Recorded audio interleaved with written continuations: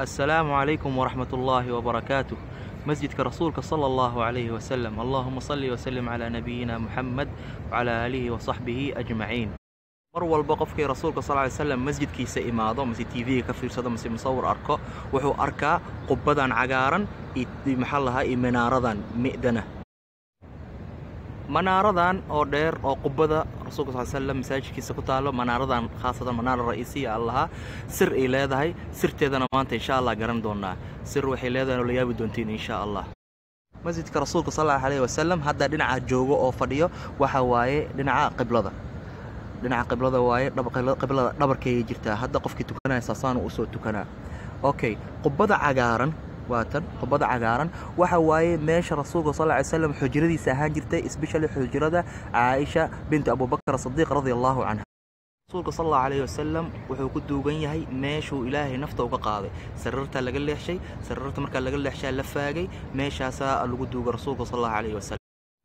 waxaanu ku duugan rasuulka sallallahu alayhi wasallam iyo Abu Bakr as-Siddiq radiyallahu anhu iyo Umar bin Khattab radiyallahu anhu okay qabriga rasuulka sallallahu alayhi wasallam hadda way ugu aadan yahay meeshan tooskan way ugu aadan yahay waaye rasuulka sallallahu alayhi wasallam iyo Abu Bakr iyo maxallaha iyo Umar bin Khattab qabrigooda see waay hadda saddexda qabriga soo sokeeyo waxa uu qiblada dhinaceeda jiro waxa waa qabriga rasuulka sallallahu alayhi wasallam rasuulka sallallahu alayhi wasallam hadda qabrigiisa dhulka hoostiisa ku duugan yahay kow labo rasuulka sallallahu alayhi wasallam wajigiisa dhinaca midigta u jiifa wajigiisa dhinaca qiblada soo jira saddex madaxiisa wuxuu jiraa dhinacan roodada lugihiisana waxay jiraan dhinaca albaqii Abu Bakr as-Siddiq radiyallahu anhu rasuulku ka dambeeyaa laakiin madaxiisa waxa waaye garbaha rasuulka sallallahu alayhi wasallam uu la sameeyay yani rasuulka sallallahu alayhi wasallam haduu saan yahay Abu Bakr wuxuu ka dambeeyaa saan waaye Umarna sidiisoo kale waaye wuxuu ka dambeeyaa war rasuulka sallallahu alayhi wasallam garbihiisa waxa ku aadan Abu Bakr garbaha Abu Bakr as-Siddiq radiyallahu anhu waxa ku aadan Umar Faruq radiyallahu anhu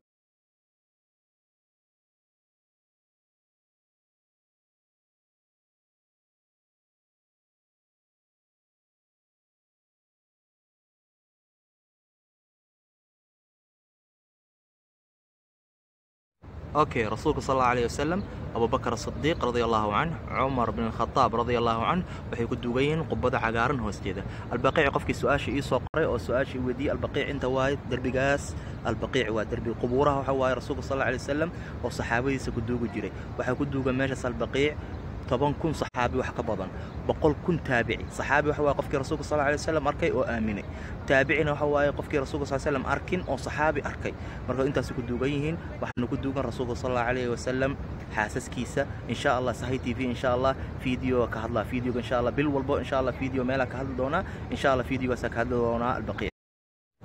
YouTube kanaalka Sahih TV marka fiidiyaal insha Allah bil walba insha Allah hal video soo gelina Makka iyo Madiino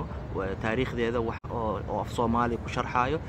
bil walba insha Allah hal video subscribe kanaalkina tagtid subscribe samee sa videoyaasha oo soo geliyo insha Allah oo u fiirsatid videoyaasha ka horeeyadana fiirso dadka jeceshaana u dir si dadka badan u faa'iidaan qofkii Sacuudiga u soo socdo xaramka Makka Madiino u soo socdana videoyaadka fiirsado wax badan oo ka faa'iidaan insha Allah okay waxaan noo dhiman hadda manaarada aw miidanada sirteedana maxaa waaye sirteeda insha Allah hadda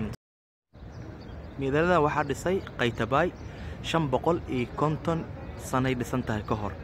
mucjizadeedana waxa waaye subhanallah markuu dhisaayay qofkii hadda dhinacan ka arko wuxuu u maleeyaa inay qalloocan tahay saasaan inay qalloocan tahay asagana kasu u sameeyay waaye muhandiska injineerka sameeyay injineerka subhanallah wuxuu u sameeyay qalloocaas wuxuu u sameeyay suu haduu dhul gariir dhaco mase wax anything dhaco oo hatta geedan hadii duqowdo inay qabriga rasuulka sallallahu alayhi wasallam ku kor soo dhicin inay dhinacan u dhacdo marka ilaa hadda mucjizadeeda xataa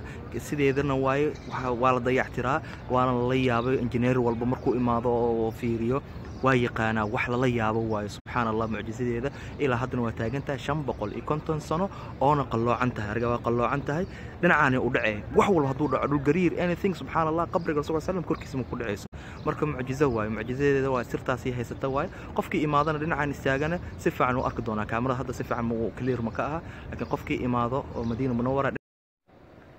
إن شاء الله قفكي سو قرنا مع الله هالفيديو بالوالبوا يريهي إن شاء الله هدا أود كبدون وسوق لنا إن شاء الله حرم كرارك ما شاء الله تبارك الله فراق مركوي هاي هدو كلو حواي هبينك qofkii salaatuleyl tukanayo, qofkii ducaysanayo. maasha allah tabaaraka allah. dadka iisoo duceynaan iisoo qorayaan ducadana ilaahay noo aqbalo ducadana insha allah. anna insha allah waan iisoo duceynaa kulli insha allah. ilaahay ducadana noo aqbalo. jazaakum allah khayr insha allah. maanta intaasaa noogu ekaato insha allahu tacaala. fiideo cusub. alxamdu lilah.